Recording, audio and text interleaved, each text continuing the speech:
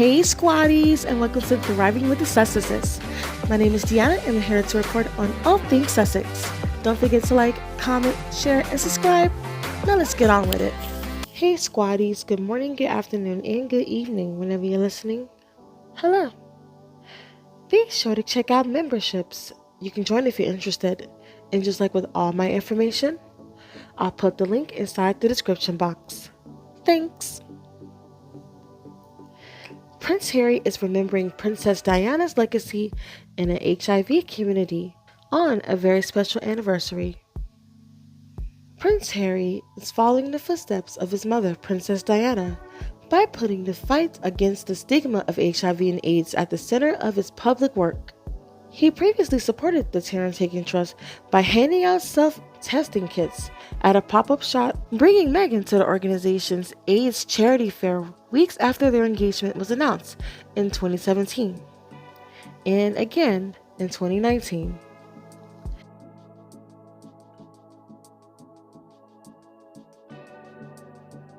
In the letter that was shared on Twitter from Harry, it reads, "For the past 40 years, Terrence Higgins Trust has been revolutionizing the fight against HIV and AIDS.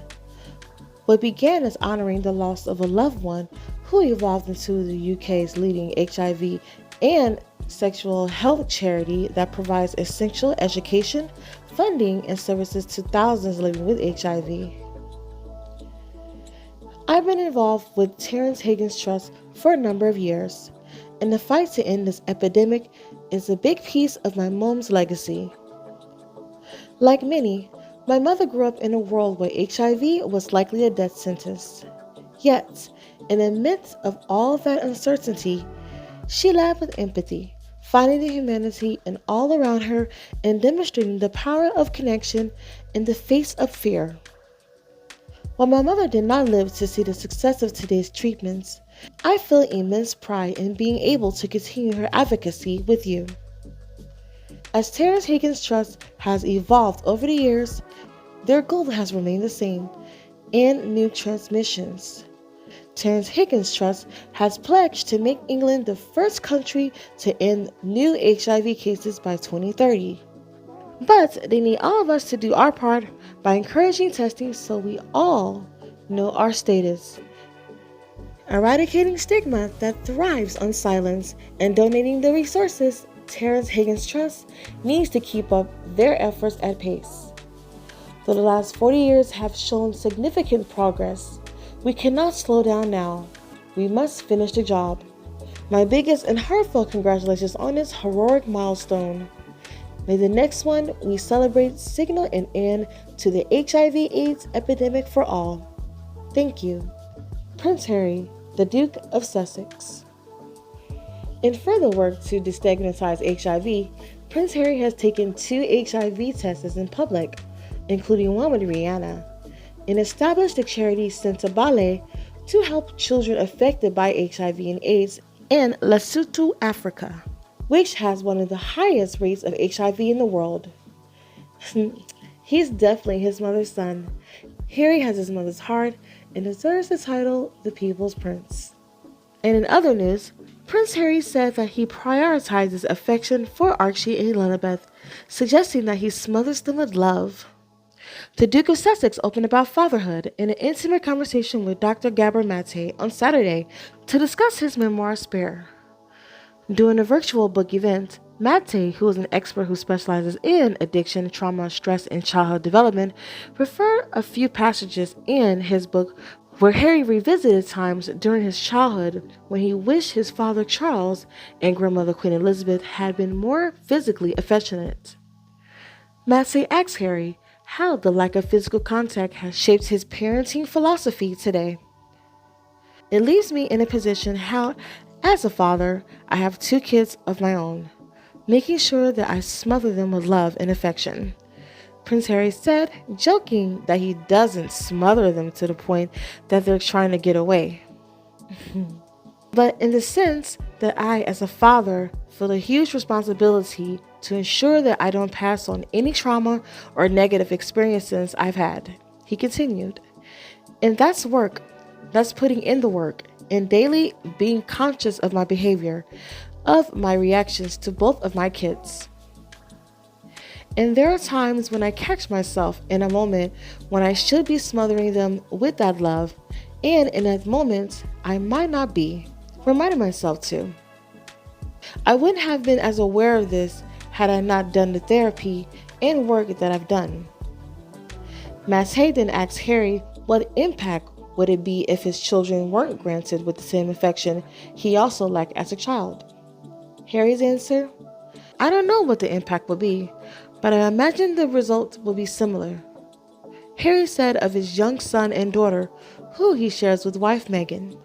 That's why, again, I am grateful to have been able to change my environment, which I fully appreciate that not everyone can do, because it comes down to resource. I agree with Harry's parenting approach. Give your babies all the love they deserve. Give them the love that you were never given from your family. And if it's leaving the one where you knew, then go for it. Ooh. The nerve of those peasants booing at us, the king and queen. Charles dear, your blood pressure. Bar about my blood pressure. To smile and wave at people who hate you is tiring. Damn frustrated that we got eggs hurled at us. Turn palm, baby. We mustn't reveal ourselves to people who don't know us. I'm certain this will change if Harry and Meghan accept my invitation. Then we can blame it on them. Or if you'll divorce me. That I will never do. Huh. Pardon me as I hurl. What are you doing in my office? To vent about that damn Harry. He acts as if he's Mommy's only son. He damn for sure act like her. And I still can't believe he convinced Rihanna, of all people, to do the same test with him. How does he successfully snag all the good-looking women? Is Rose not beautiful? Pa, beauty is in the eye of the beholder. I find Rose to be prettier than both Rihanna and Meghan. I wouldn't go that far. That damn American. I don't see what Harold sees in her. Didn't you once have a crush on her? Kate shared to me that your favorite show at the time was Suits. Kate is a liar. I've never had a crush on that bloody woman. I don't know. The way you used to look at her says otherwise. Shut up. You tried but failed to mold Kate into her. Suits is too Americanized for my taste. You seem to find Billy D. Williams quite fitting once upon a time. Billy D. Williams?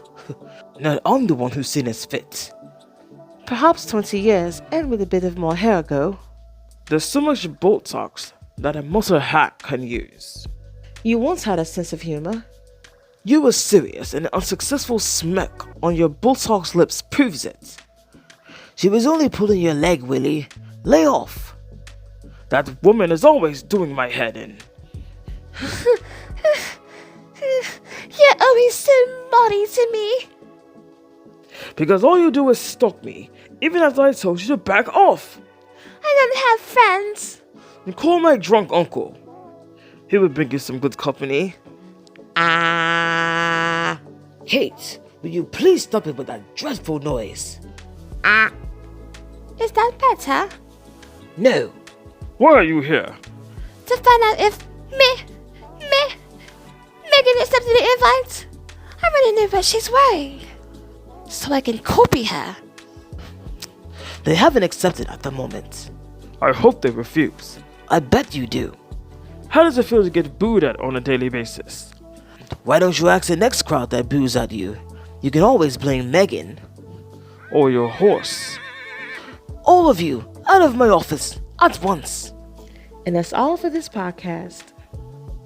And I hope that your days are filled with blue skies, sunshines with positive vibes. I'd like to thank you for watching. Don't forget to like, comment, share, and subscribe, and hit that bell. Also, join the membership. I have the link inside the description box. My name is Deanna, and you are watching Thriving with the Successes. Talk to you soon.